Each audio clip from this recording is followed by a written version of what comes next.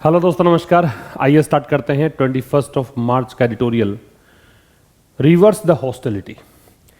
Reverse the hostility, reverse का मतलब बिल्कुल उल्टा कर देना, और हॉस्टिलिटी का मतलब दुश्मनी है। और दुश्मनी के लिए एक वर्ड हम पता ही है, एनिमिटी यूज कर सकते हैं। एनिमिटी की स्पेलिंग इंपॉर्टेंट है, परीक्षा में पूछी जा सकती है, क्योंकि एनिमी में ENEMY आता है और एनिमिटी में ई नहीं आता है। ठीक है, तो रिवर्स द हॉस्टिलिटी का मतलब दुश्मनी को बिल्कुल उल्टा कर देना, मीन्स सुलह की तरफ कदम बढ़ाना, ये इसका मतलब है। इसका जो PDF है जो आप यहाँ पढ़ रहे हैं, ये जो PDF है, साथ में इसके वोकैबुलरी जो वर्ड्स आएंगे। और बता दूं मैं आपको कि आज के सेशन में वर्ड्स आपको भरमार, बहुत सारे वर्ड्स आपको मिलेंगे, काफ़ी सारे शब्द आप नए सीखेंगे। तो इसलिए इसका PDF आप प्राप्त कर सकते हैं टेलीग्राम चैनल से, लिंक आपको डिस्क्रिप्शन में दिया है। और साथ ही में लिंक आपको डिस्क्रिप्शन में एप्लीकेशन का भी मिलेगा, आशीष क्लासेस जो एप्लीकेशन है, इंस्टाग्राम का भी मिलेगा। हर प्लेटफॉर्म पर आप कनेक्ट हो सकते हैं। तो देखिए क्या कहना चाहता है, एडवर्सरियल रिलेशंस। एडवर्सरियल का मतलब होता है एकदम ऑपोजिट कह सकते हो, मतलब दुश्मनीपूर्ण कह सकते हो। रिलेशंस रिश्ते किसके बीच में? रूलिंग पार्टी और ओपोजिशन के बीच में। ये रिलेशंस की वर्ब आर है। इनएविटेबल का मतलब होता है अनअवॉइडेबल, जिसे आप टाल नहीं सकते हैं, या जो क्या है, इन एस्केपेबल, जिससे बचा नहीं जा सकता है। तो कह रहा है कि विरोधाभासी रिलेशंस तो लोकतंत्र में देखने को मिलते ही हैं। किस किस के बीच में? जो सत्ता में पार्टी है उसके और ऑपोजिशन के बीच में। एंड इन अ वे, और एक तरीके से, सच रिलेशंस, ऐसे जो रिश्ते होते हैं, ऐसे जो संबंध होते हैं, that bring strong differences of opinion. और इन रिश्तों के कारण क्या होता है, बहुत बड़ा स्तर पे, या फिर कहें कि बहुत ज़्यादा डिफरेंसेज ऑफ ओपिनियन देखने को मिलते हैं, मतभेद देखने को मिलते हैं। And contentious views. कंटेंशियस का मतलब होता है कंट्रोवर्शियल, विवादास्पद। व्यूज का मतलब विचार, तो इसके कारण विवादास्पद विचार भी देखने को मिलते हैं। To the four. अब यहाँ पे टू द फोर का मतलब होता है नोटिसेबल होना, है ना। बी नोटिसेबल, एक ऐसी स्थिति में आ जाना कि जिसे हर व्यक्ति नोटिस कर सके, एक प्रकार से पब्लिक कर देना कोई चीज़ को।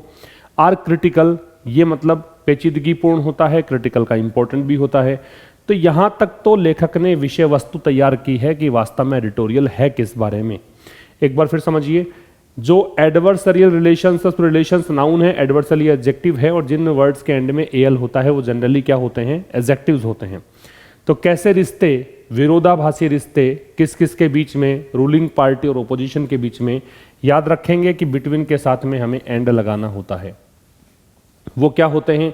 ऐसे रिश्ते किसी भी लोकतंत्र में कैसे होते हैं? अपरिहार्य, इसको आप टाल ही नहीं सकते, इससे बच ही नहीं सकते, ऐसा तो होकर रहेगा।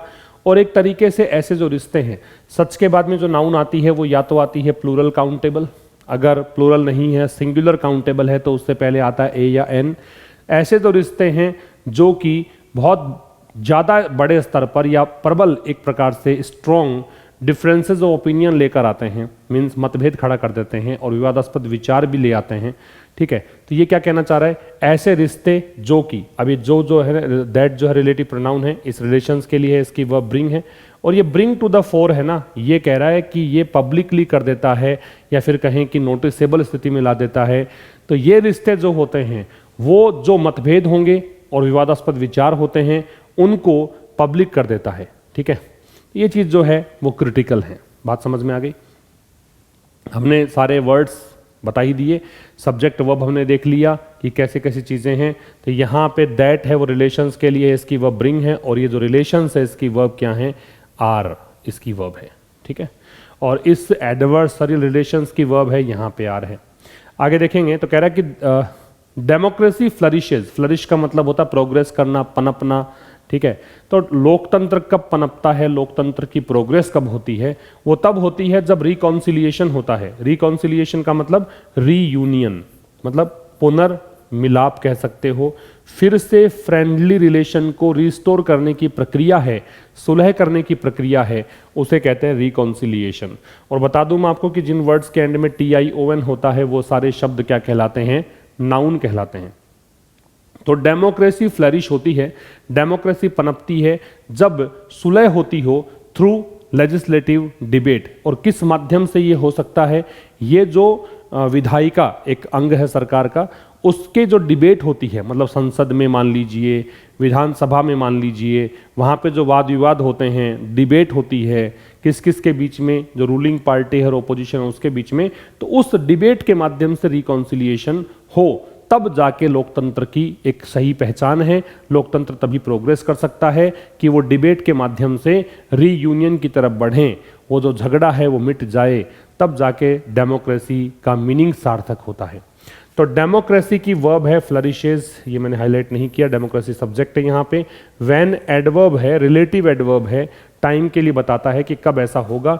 चूंकि व्हेन यहाँ पे जोड़ रहा है सेंटेंसेस को, क्लोजेस को, इसलिए देयर से स्टार्ट मानी, और देयर से स्टार्ट है तो इन्वर्जन है, मतलब रिकॉन्सिलिएशन की वर्ब है वो क्या है, इज। आगे देखिए यट, यट का मतलब होता है फिर भी। एडवर्सरियल रिलेशंस जो हैं, जो एकदम विरोधाभासी रिश्ते हैं, जो दुश्मनीपूर्ण रिश्ते हैं, रिजल्टिंग इन, रिजल्ट के साथ में इन लगता है, इसका मतलब होता है लीड टू, मतलब परिणाम होना, परिणित होना। तो जो एडवर्सरियल रिलेशंस हैं जो परिणित होते हैं कन्फ्रंटेशन में, कन्फ्रंटेशन का मतलब झगड़े में, क्लैश में, मुठभेड़ में, किसके चलते, फॉलोइंग का मतलब होता है इसका अनुसरण करते हुए या इसके चलते। लैक का मतलब कमी, डिस्कोर्स का मतलब होता है डिस्कशन, डिस्कोर्स का मतलब क्या है, डिस्कशन, और क्या कह सकते हो, कॉन्वर्सेशन, बातचीत को कहते हैं कॉन्वर्सेशन। तो बातचीत के अभाव में ऐसा होता है। ओवर डिफरेंसेस, और ये बातचीत किस पर होनी चाहिए, जो जिन मुद्दों पर मतभेद है उन पर, है ना। और वो मुद्दे कौन से हैं, पब्लिक इंपोर्ट वाले मुद्दे हैं। इंपोर्ट का मतलब यहाँ पे है इंपोर्टेंस, लोगों के महत्व का जो विषय है उनकी बात कर रहा है। Speak poorly of legislative conduct, तो ये बयां करता है। पुअरली, स्पीक पुअरली का मतलब है अनप्लीजेंट साइड दिखाता है, नेगेटिव पक्ष दिखाता है, किसका, लेजिस्लेटिव मतलब विधायी का, कंडक्ट मतलब आचार व्यवहार को बोलते हैं। एक बार फिर समझिए, फिर भी जो दुश्मनीपूर्ण रिश्ते होते हैं, जो परिणित होते हैं किसमें, कन्फ्रंटेशन में, जो ये रिश्ते हैं जो कन्फ्रंटेशन का रूप ले लेते हैं, किसके चलते, क्योंकि उनकी जो पब्लिक महत्व के विषय हैं उन पर बातचीत नहीं हो पाती है, बातचीत सही ढंग से नहीं हो पाती है। तो ये जो चीज़ें हैं ये बयां करती हैं, ये रिलेशंस बयां करते हैं कि लेजिस्लेटिव कंडक्ट जो है वो सही नहीं है। विधानमंडल में, विधानसभा में, संसद में जो एक प्रकार का व्यवहार होना चाहिए वो सही नहीं है, वो अनप्लीजेंट साइड इसका दिखाता है। ठीक है, इसका स्क्रीनशॉट आप ले सकते हैं। आगे देखिए, this holds true. Hold true का मतलब होता है बी वैलिड, सार्थक होना, सही होना।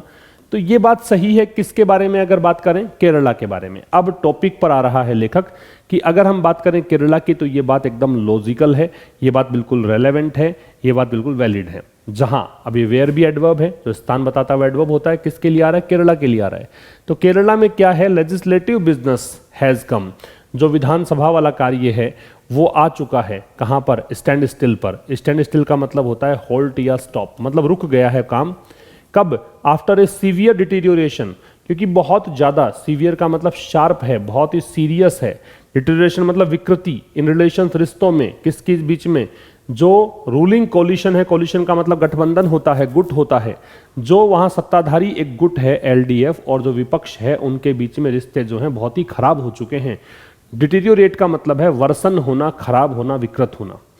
अब ये दिस की वर्ब है वो तो होल्ड्स है, होल्ड ट्रू का मतलब वैलिड होना होता है। तो ये केरला के विषय में सत्य है, जहां पर जो विधानसभा वाला काम है, विधानसभा के सदन के अंदर जो सदन चलना चाहिए वो चल नहीं पा रहा है। किसके कारण, क्योंकि वहां पे सत्ता में जो गठबंधन है वो और ऑपोजिशन पार्टी है, दोनों के बीच में रिश्ते हैं बहुत ज्यादा विकृत हो चुके हैं। व्हाट बिगेन, जो कुछ शुरू हुआ था, व्हाट की वर्ब बिगेन है, जो शुरू हुआ था किस रूप में, as an issue of the speaker, मतलब एक मुद्दा था, एक मामला ये था कि स्पीकर जो है सदन के वो बार बार में डिसअलाउ कर रहे थे, अनुमति नहीं दे रहे थे डिस्कस करने की, चर्चा करने की, किस पर, इस बात पर, जो रूल 50 नोटिस है उस पर, है ना। और ये किसके द्वारा है, ये ओपोजिशन के द्वारा मतलब दिया गया था, ओपोजिशन यहाँ पे चर्चा करना चाह रहा था। यूनाइटेड डेमोक्रेटिक फ्रंट, तो जो यूडीएफ है, पिछले वीक इसने क्या किया, मतलब ऑपोजिशन का नाम है ये, एलडीएफ तो वहां पे सत्ता में है पार्टी और यूडीएफ विपक्ष में है, तो यूडीएफ के द्वारा जो नोटिसेस दिए गए थे उस विषय पर चर्चा करना चाह रहे थे, लेकिन स्पीकर बार बार में चर्चा करने की अनुमति ही नहीं दे रहे थे। तो इसके चलते जो कुछ शुरू हुआ था यहां पे इस मुद्दे के रूप में ये यहां पे तब्दील हो चुका है, ग्रो हो चुका है फुल ब्लोन का मतलब है फुल्ली डेवलप्ड, पूरी तरीके से फुल्ली डेवलप्ड। कन्फ्रंटेशन का मुठभेड़, क्लैश, तो ये बिल्कुल एक पूर्ण स्तरीय कन्फ्रंटेशन में तब्दील हो चुका है with legal cases being filed against. और इसमें जो केस फाइल किए जा रहे हैं किसके खिलाफ? विधायकों के खिलाफ। किसके बाद? घटनाओं के बाद में। कौन सी घटनाएं? जो परिणित हुई हैं एक रकस में। रकस का मतलब है दिन, या फिर कहेंगे कमोशन, या फिर कहेंगे ट्यूमल्ट, मतलब एक प्रकार से शोरगुल कह दीजिए, ठीक है। तो विधानसभा में हंगामे के बाद जो घटनाएं घटी हैं ना, मतलब वो घटनाएं जो कि हंगामे में परिणित हो गई हैं विधानसभा के अंदर, उसके बाद कुछ विधायकों पर यहाँ पे केस किए जा रहे हैं। एक बार फिर समझ लीजिए कि जो कुछ शुरू हुआ था किस रूप में? एक इश्यू के रूप में। इश्यू ये था कि स्पीकर बार बार में डिसअलाउ कर रहे थे डिस्कस करने से इस मुद्दे पर, जो मुद्दा किसने उठाया था? यूडीएफ ने। अब ये जो मुद्दा है वो पूरी तरीके से परिणित हो चुका है। तो व्हाट की वर्ब तो बिगेन है खैर, और व्हाट बिगेन पूरा जो कहानी है इसकी वर्ब है हैज ग्रोन। ये मुद्दा परिणित हो गया है एक पूरी तरीके से कन्फ्रंटेशन में, एकदम आमने सामने आ गई है रूलिंग पार्टी और जो विपक्ष है वो। और इसमें लीगल केसेस जो हैं वो फाइल किए जा रहे हैं। ये पैसिव का स्ट्रक्चर हो गया, बीइंग के साथ थर्ड फॉर्म। किसके खिलाफ? विधायकों के खिलाफ। और किसके बाद? घटनाओं के बाद। कौन सी घटनाएं? तो दैट रिलेटिव प्रोनाउन है। ये वो घटनाएं हैं जिसको परिणित हुई हैं रकस में, इसको रकस बोलेंगे। और इसका वर्ड कैटेगरी है वो नाउन होगा, क्योंकि ए लगा रखा है, डिटर्मिनर के बाद आने वाला शब्द नाउन होता है। रकस के बाद में, रकस किस में हुआ? ये विधानसभा में, असेंबली में, ठीक है। इसका स्क्रीनशॉट ले सकते हैं आप। फिर कह रहा है a case can be made. अब case can be made that it ill behoves the opposition to resort to parodying assembly proceedings after the speaker's denials or to protest in an unparliamentary way against the chair. A case can be made, मतलब कहें case can be made का मतलब है कि ये बात यहाँ पे कह सकते हो कि एक स्थिति बनती है ऐसी, ठीक है। या फिर कहें कि एक ये ऐसा केस बनता है, एक ऐसी कंडीशन बन जाती है दैट इट इल बिहोव्स। देखो बिहोव्स करोगे तो इसका मतलब होता है कि ऐसा करना चाहिए, ठीक है। अगर बिहोव्स करोगे तो इसका मतलब ऐसा करना चाहिए। इल बिहोव्स करोगे इसका मतलब ऐसा नहीं करना चाहिए, it should not be done, ये इसका मतलब है इल बिहोव्स का। That it ill behoves the opposition, इसका मतलब हो गया कि ऑपोजिशन को यहां पे नहीं करना चाहिए था। क्या नहीं करना चाहिए था? रिजोर्ट टू, रिजोर्ट का मतलब होता है हैव रिकोर्स, सहारा लेना, अंतिम एक उम्मीद के रूप में सहारा लेना, या फिर टर्न टू, ये इसका मतलब है। पैरोडिंग, पैरोडी क्या होती है? कभी आपने सुना होगा कि कोई कविता है या कोई गाना है, उसको अपने तरीके से अगर आप उपहासात्मक तरीके से उसकी नकल करते हैं तो उसको पैरोडी बोलते हैं। इसको आप ट्रावेस्टी कह सकते हैं, मखौल, मजाक, उपहास, ठीक है। तो जो ऑपोजिशन ने सहारा लिया है कि विधानसभा की खिल्ली उड़ाई गई है, उपहास किया गया है, विधानसभा के जो कार्यवाही है, प्रोसीडिंग्स है, उसका मखौल उड़ाया गया है, किसके बाद? स्पीकर के डिनायल के बाद। स्पीकर ने इनकार कर दिया था, या फिर कहें कि इन्होंने प्रोटेस्ट किया है, विरोध किया है, किस रूप में? असंसदीय तरीके से। किसके खिलाफ? चेयर के खिलाफ। चेयर का मतलब हो गया जो स्पीकर हैं उनके खिलाफ। और ये चेयर कौन? फिलहाल स्पीकर हैं कौन? तो वर्तमान में ये चेयर होल्ड की हुई है एएन शमशीर ने। एक बार फिर समझिए, अ केस की वर्ब है कैन बी मेड, तो यहां पे एक केस बनता है, ठीक है। तो पैसिव हो गया। क्या केस बनता है? केस ये बनता है कि ऑपोजिशन को सहारा नहीं लेना चाहिए था। किस चीज का? कि इसने असेंबली की प्रोसीडिंग्स का मजाक उड़ाया है। किसके बाद? स्पीकर के डिनायल के बाद। या फिर कहें कि टू प्रोटेस्ट, यहां पे इन्होंने विरोध किया असंसदीय तरीके से। अनपार्लियामेंट्री, असंसदीय वे तरीका, वे नाउन है, अनपार्लियामेंट्री एडजेक्टिव है। किसके खिलाफ? चेयर के खिलाफ। और ये चेयर वर्तमान में कौन होल्ड कर रहा है? होल्ड है वो, हेल्ड जो है वो होल्ड की थर्ड फॉर्म है, बगैर किसी सहायक क्रिया के अगर आ रहा है तो ये एक प्रकार से एडजेक्टिव के रूप में आ रहा है, ठीक है। तो ये चेयर कौन होल्ड कर रहा है? एएन शमशीर होल्ड कर रहे हैं। बट द ओनस, ओनस का मतलब लिख लो, रेस्पॉन्सिबिलिटी, जिम्मेदारी। आज के एडिटोरियल में वर्ड्स बहुत सारे हैं, ये सब आप नोट करते चलिएगा। रेस्पॉन्सिबिलिटी को बोलते हैं, जिम्मेदारी को बोलते हैं। लेकिन जिम्मेदारी किस पर है? जिम्मेदारी है स्पीकर पर और रूलिंग फ्रंट पर। रूलिंग फ्रंट का मतलब जो सत्ता में है पार्टी, उस पर क्या जिम्मेदारी है? इंश्योर करने की, सुनिश्चित करने की। क्या सुनिश्चित करना है? कि ऑपोजिशन का जो लेजिस्लेटिव प्रिविलेज है, प्रिविलेज का मतलब होता है प्रेरोगेटिव या स्पेशल राइट, विशेषाधिकार को बोलते हैं। स्पेशल राइट कहा जा सकता है या प्रेरोगेटिव कहा जा सकता है, विशेषाधिकार, ठीक है। लेकिन यहां पे जिम्मेदारी बनती है स्पीकर की और रूलिंग पार्टी की कि वो ये सुनिश्चित करें कि जो विपक्ष का वैधानिक, मतलब कहें कि लेजिस्लेटिव प्रिविलेज है, उनका भी एक अधिकार है कि वो डिस्कशन करना चाहते हैं किस बात पर? प्रेसिंग इश्यूज पर। प्रेसिंग का मतलब है अर्जेंट या फिर कहें क्रूशियल, जो महत्वपूर्ण बिंदु हैं, जो महत्वपूर्ण मुद्दे हैं, जो अर्जेंट मुद्दे हैं, उन पर डिस्कशन करना चाहते हैं, उनका अधिकार है। और उस अधिकार को क्या किया जाए? उस प्रिविलेज को रेस्पेक्ट किया जाए, उसका सम्मान हो और उन्हें अनुमति मिले। अब चूंकि इन्होंने अनुमति नहीं दी, इसीलिए तो इन्होंने इतना हंगामा किया है। अगर ये अनुमति देते हैं, उनके अधिकारों का सम्मान करते, तो ऐसा नहीं होता। ये कहना है लेखक का, इसका स्क्रीनशॉट ले सकते हैं आप। फिर कह रहा है कि क्लियरली, बड़े स्पष्ट सी बात है, एडवर्ब है क्लियरली, और एडवर्ब जो है वो किसी सेंटेंस को ओपन कर सकता है, सेंटेंस के स्टार्ट में आ सकता है। तो बहुत ही क्लियर सी बात है कि रिपीटेड डिनायल, डिनायल यहाँ पे नाउन है, रिपीटेड यहाँ एडजेक्टिव है, और जब ईडी लगकर या थर्ड फॉर्म में कोई एडजेक्टिव आता है तो उसको ग्रामर की भाषा में हम कह देते हैं कि ये पास्ट पार्टिसिपल है, ठीक है, दैट डिटरमिनर है। तो बड़ी स्पष्ट सी बात ये है कि बार बार में जो मना किया गया डिस्कशन को लेकर, डिस्कशन नहीं किया गया किस मुद्दे पर? इस मुद्दे पर। And the filing of serious legal cases, और जो गंभीर यहां पे केस फाइल किए गए हैं, किसके खिलाफ? ऑपोजिशन मेंबर्स के खिलाफ। इसने क्या किया है? केवल इसने गहरा किया है द कन्फ्रंटेशन, जो मुठभेड़ चल रही है, जो इन दोनों की नहीं बनती है, सत्ता की और विपक्ष की, तो इस रिश्ते को और ज्यादा विकृत किया है, इसको और ज्यादा डीप कर दिया है। तो रिपीटेड डिनायल, बार बार में जो इनकार किया गया है, और साथ में जो केस फाइल किए गए ऑपोजिशन मेंबर्स के खिलाफ, इन दोनों चीजों ने क्या कर दिया है? तो इसकी वर्ब है हैव डिपेंड। ओनली का मतलब केवल, एडवर्ब है कन्फ्रंटेशन को, जो मुठभेड़ को, क्लैश को, झगड़े को, दैट डिटरमिनर है, और कन्फ्रंटेशन यहां पे नाउन है। बताया था कि जिन वर्ड्स के एंड में TION होता है वो जनरली क्या होते हैं? नाउन। अदर ग्रीवेंसेज, ग्रीवेंस का मतलब शिकायत है, नाराजगी है, ये लिख लो, इंपॉर्टेंट है। ग्रीवेंस का मतलब होता है कंप्लेंट,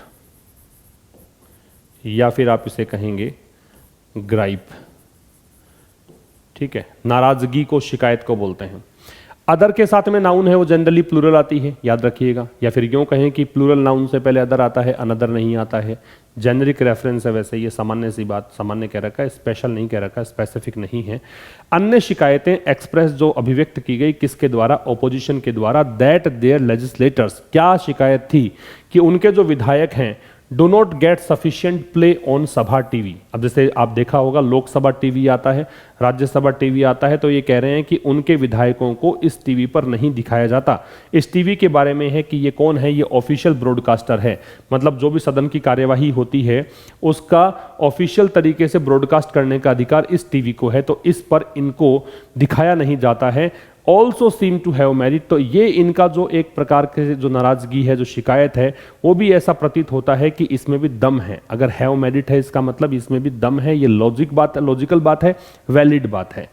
तो लेजिस्लेटर्स की वर्ब है वो डू नॉट गेट है, और अदर ग्रीवेंसेस की वर्ब है वो सीम है, ठीक है। इसका स्क्रीनशॉट आप ले सकते हैं।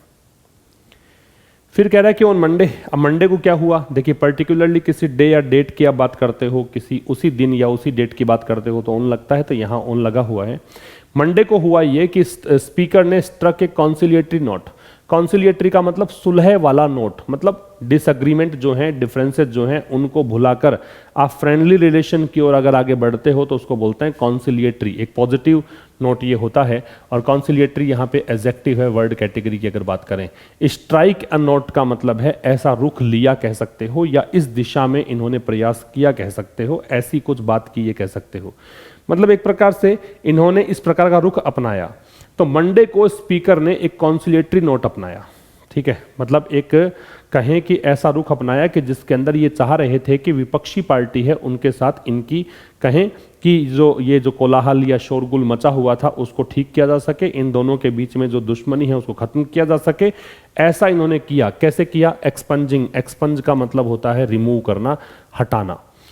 टिप्पणियों को हटाकर, टिप्पणियां कौन सी, जो उनके द्वारा की गई थी, किसके खिलाफ, कांग्रेस के एक विधायक के खिलाफ, कांग्रेस के विधायक के खिलाफ इन्होंने टिप्पणी की थी, तो इस चीज को एक्सपंज करके इन्होंने कॉन्सिलिएटरी नोट की तरफ कदम बढ़ाया था। ही ऑल्सो अश्योर्ड, उन्होंने ये भी विश्वास दिलाया था, ऑल्सो जो है वो मैन वर्ब से पहले आता है, ध्यान रखिए, ठीक है, ऑल्सो मैन वर्ब से पहले आएगा, ऑल्सो का वर्ड कैटेगरी एडवर्ब होता है, ये पता रहना चाहिए। इन्होंने विपक्ष को यह भी विश्वास दिलाया था, आश्वस्त किया था, अश्योर का मतलब आश्वस्त करना होता है, देखिए अश्योर के साथ साथ एक वर्ड होता है इंश्योर, इसका मतलब होता है बीमा करना या सुरक्षा देना, और एक वर्ड होता है अश्योर, एक होता है इंश्योर, ये वाला होता है सुनिश्चित करना, ये जो होता है बीमा करना, और ये होता है विश्वास दिलाना। अब कह रहा है कि उन्होंने ये भी विश्वास दिलाया था ओपोजिशन को कि ही वुड अपहोल्ड, अपहोल्ड का मतलब होता है सपोर्ट करना या फिर एंडोर्स करना, तो उन्होंने ये भी विश्वास दिलाया था, मतलब कि वो सपोर्ट करेंगे उनके अधिकारों का, दैट इंक्लूडेड, अब ये दैट अधिकारों के लिए है, उन अधिकारों में शामिल था क्या, प्रिविलेज, उनका विशेषाधिकार, विशेषाधिकार क्या है कि वो इस मुद्दे को लेके जाना चाहते हैं उन मुद्दों पर जो वाइटल पब्लिक इंपॉर्टेंस के मुद्दे हैं, वाइटल का मतलब इंपॉर्टेंट, पब्लिक इंपॉर्टेंस का मतलब एक आया था ना कहीं पर, पब्लिक इंपोर्ट का मुद्दा है ना, जो लोक महत्व के विषय हैं उन मुद्दों में शामिल करेंगे, एंड इंश्योर, और ये सुनिश्चित करेंगे that the assembly broadcaster was non partisan, की असेंबली का जो ब्रॉडकास्टर है, जो सभा टीवी है, वो भी कहीं नॉन पार्टीजन हो, मतलब पक्षपात ना करे। नॉन पार्टीजन का मतलब होता है अनबायस्ड, जो पक्षपात नहीं करेगा, ठीक है, इम्पार्शियल होगा, जो बराबर रूप से दोनों ही जो पार्टीज हैं उनके मेंबर्स की जो चर्चा होगी उन सबको दिखाएगा, ऐसा नहीं होगा केवल सत्ताधारी पार्टी है उन्हीं के सदस्यों को दिखाएगा, ठीक है। तो फिर समझिए, ही यहाँ पे स्पीकर के लिए है, उन्होंने विश्वास दिलाया, ऑपोजिशन को ये विश्वास दिलाया, दैट कंजंक्शन है कि वो उनके अधिकारों की रक्षा करेंगे, अधिकारों का सपोर्ट करेंगे। क्या अधिकार, कौन से अधिकार, जिसमें शामिल था कि उनका जो एक विशेषाधिकार है कि वो रूल 50 नोटिसेज जो हैं उन matters of public vital public importance, मतलब ये जो है इस पर डिस्कशन भी करवाएंगे, और उन्होंने ये भी सुनिश्चित करेंगे कि असेंबली ब्रॉडकास्टर जो है वो क्या हो, अनबायस्ड हो, इम्पार्शियल हो। This should be the Q का मतलब होता है साइन या सिग्नल, संकेत को बोलते हैं, हिंट को बोलते हैं। अब ये कह रहा है कि ये एक संकेत होना चाहिए दोनों ही साइड्स के लिए टू बिगिन अ डायलॉग, कि वो दोनों बातचीत करें, leading to the reversal of vituperative. Vituperative का मतलब होता है अब्यूजिव, एक प्रकार से निंदात्मक कह सकते हो, बहुत ही शार्प, बहुत ही तीखी टिप्पणियां होती है, उसको विचुपरेटिव बोलते हैं, एडजेक्टिव है। तो यहां पे अब ये जो इन्होंने कहा है स्पीकर ने, तो ये जो बात है ये एक संकेत होना चाहिए दोनों साइड से, दोनों साइड मतलब एलडीएफ और यूडीएफ दोनों के लिए, मतलब जो पक्ष विपक्ष दोनों साइड के लिए, कि वो बातचीत शुरू करे। बातचीत किस में परिणित हो, रिवर्सल में, मतलब एकदम उल्टा हो जाए, जो एकदम निंदात्मक या फिर कहें कि एकदम अब्यूजिव लीगल एक्शंस हो रहे हैं उन सब चीजों को वापस से ठीक किया जा सके। एंड रिजम्पशन का मतलब रिज्यूम करने का प्रोसेस फिर से शुरू हो सके। नॉर्मल लेजिस्लेटिव डिस्कोर्स, जो सामान्य साधारण, लेजिस्लेटिव मतलब कहें कि विधानमंडल या विधानसभा से संबंधित, और डिस्कोर्स का मतलब क्या है, डिस्कशन या फिर कॉन्वर्सेशन। तो ये बातचीत ये फिर से शुरू हो सके, ये इसका एक संकेत होना चाहिए था। फिर कह रहा है Kerala is India's Bellwether. Bellwether क्या होता है? बेलवेदर जो शब्द है ना, इसका मतलब होता है फ्रंट रनर। एक प्रकार से आप इसे क्या कह सकते हो, फ्रंट रनर के साथ साथ इसको कह सकते हो आप ट्रेल ब्लेजर, मतलब पथ प्रदर्शक कह दो, ट्रेल ब्लेजर, पथ प्रदर्शक, गाइड, एक प्रकार से जो क्या कह सकते हो, अग्रदूत कह दो, है ना। तो केरला जो है भारत का एक अग्रदूत है। किस बात पर? सोशियो इकोनॉमिक इश्यूज पे अगर बात करें, अगर सामाजिक आर्थिक मुद्दों पर अगर बात की जाए तो भारत का अग्रणी राज्य कौन है? केरला है। लेकिन ये यूनिक चैलेंजेस यहां पे फेस कर रहा है, मतलब केरला जो है वो फेस करता है, सामना करता है, अलग ही चुनौती इसके सामने है। किस रूप में? कि ये पारिस्थितिकी रूप से फ्रेजाइल है। फ्रेजाइल का मतलब वीक है, एक कमजोर राज्य है अगर बात इकोलॉजी की आ जाती है, परिस्थिति तंत्र की आ जाती है। And that has to work. अब इस स्टेट को क्या करना पड़ेगा? काम करना पड़ेगा। किस बात पर? बैलेंस करने को लेकर संतुलन बैठाना पड़ेगा, विकास और इकोलॉजिकल सस्टेनेबिलिटी। सस्टेनेबिलिटी का मतलब है कि परिस्थिति जो तंत्र है वो ज्यादा विकृत ना हो वो चीज़ें डिप्लीट ना हो, है ना, क्षय नहीं हो उसका, वो बैलेंस बनाना पड़ेगा इसको। विकास कार्य जैसे चलते हैं वैसे वैसे जो जलवायु है वो प्रभावित होती है, तो इस राज्य को ध्यान रखना पड़ेगा कि विकास कार्य और इकोलॉजिकल जो सस्टेनेबिलिटी है उसके बीच में बैलेंस रहे। As the Brahmapuram fire incident also exemplified, और ये बात तो सामने आई थी जब ये ब्रह्मपुरम फायर इंसिडेंट हुआ था, एक आग लगी थी यहाँ पे इस जगह पर, इसने इसको चरितार्थ किया था। एग्जाम्पलीफाई का मतलब क्या होता है, एक टिपिकल एग्जाम्पल है ये इसका, इसने ये एग्जाम्पल दिया था, ठीक है। आगे देखिएगा, अब यहाँ पे जो ब्रह्मपुरम फायर इंसिडेंट है इसकी वर्ब एग्जाम्पलीफाइड मैन वर्ब है और ऑल्सो एडवर्ब है, तो एडवर्ब इससे पहले है। Healthy discussion and debate over ideas, मतलब कह रहा है कि हेल्दी डिस्कशंस हो और डिबेट हो, किस बात को लेकर, आइडियाज को लेकर, जो भी विचार आपके हैं उन पे ठीक से डिबेट हो, ठीक से आपका डिस्कशन चले, चाहे वो एडवर्सरियल ही क्यों ना हो, चाहे विरोधाभासी ही क्यों ना हो। तो ये दोनों चीजें जो है ना, हेल्दी डिस्कशन और डिबेट, ये would go a long way in ensuring, मतलब ये काफी लंबा रास्ता तय करेंगे ये सुनिश्चित करने में कि अच्छा शासन चले, किसके द्वारा, by keeping the LDF government on it's toes. On it's toes का मतलब होता है अलर्ट या अवेयर। अगर डिस्कशन ठीक से होगा, अगर आप वाद विवाद करोगे मुद्दों पर सही से, हेल्दी डिस्कशन होना चाहिए, शोर शराबा नहीं होना चाहिए, तो इससे क्या सुनिश्चित होगा कि सुशासन चलाया जा सकेगा और ये सरकार जो है ये चौकन्नी रहेगी। विपक्ष जब मुद्दे उठाता है और सही मुद्दे सही ढंग से उठाता है, एक हेल्दी डिस्कशन होता है और जो पार्टी सत्ता में है वो उसको अलाउ भी करती है, उसका सही तरीके से जवाब देती है, तो वही लोकतंत्र की पहचान है। तो ये डिस्कशन और ये प्रकार का जो एक डिबेट है ये जरूरी है किसी भी सत्ताधारी पार्टी या रूलिंग पार्टी को अलर्ट रखने के लिए, अवेयर रखने के लिए। इसका स्क्रीनशॉट आप ले सकते हैं। फिर कह रहा है how the ruling coalition and by extension, और कैसे जो सत्ताधारी गठबंधन है या फिर बाय एक्सटेंशन का मतलब उसी को अगर आगे बढ़ा के बात करें कि चीफ मिनिस्टर है, ठीक है, बात एक ही है कि सारे निर्णय लेने किसको है, पार्टी के चीफ मिनिस्टर को लेने हैं। तो चाहे आप रूलिंग पार्टी की बात करें या चीफ मिनिस्टर की बात करें, तो वो कैसे रेस्पॉन्ड करता है, कैसे उत्तर देता है ऑपोजिशन की जो डिमांड है नॉन पार्टीजन कंडक्ट की। कॉल फॉर का मतलब होता है डिमांड, कॉल फॉर का मतलब क्या है, डिमांड। तो जो इनकी डिमांड है कि आप एकदम नॉन पार्टीजन हो, मतलब बिल्कुल पक्षपात नहीं होना चाहिए लेजिस्लेटिव प्रोसीडिंग्स में, ठीक है, जो भी विधानमंडल या विधानसभा की कार्यवाही है उसमें, तो कैसे ये रेस्पॉन्ड करते हैं, कैसे चीफ मिनिस्टर रेस्पॉन्ड करता है, कैसे वो सत्ताधारी पार्टी रेस्पॉन्ड करती है, तो यही चीज जो वो होगी। अब ये रूलिंग कॉलिशन या चीफ मिनिस्टर, इन दोनों में से किसी एक को मानना है तो रेस्पॉन्स इसकी वर्ब है, और हाउ से लेकर यहाँ तक कि कैसे वो रेस्पॉन्ड करते हैं इस चीज को, ये पूरे क्लोज के लिए विल डिटरमिन है। तो यही तय करेगा किस चीज को, the course of normalisation of relations, कि जो सामान्य रिश्तों का मार्ग क्या होगा, कोर्स का रास्ता होता है, पाथ होता है, तो कैसे सामान्य रिश्ते बहाल होंगे, किसके बीच में, दोनों फ्रंट्स जो हैं स्टेट के उनके बीच में। फ्रंट्स का मतलब हो गया दोनों साइड्स, मतलब एलडीएफ यूडीएफ दोनों, रूलिंग पार्टी और ओपोजिशन दोनों, ठीक है। ये था आज का एडिटोरियल। मुलाकात होगी अब कल ठीक शाम 5 बजे एक नए सेशन के साथ। तब तक के लिए नमस्कार, थैंक यू वेरी मच।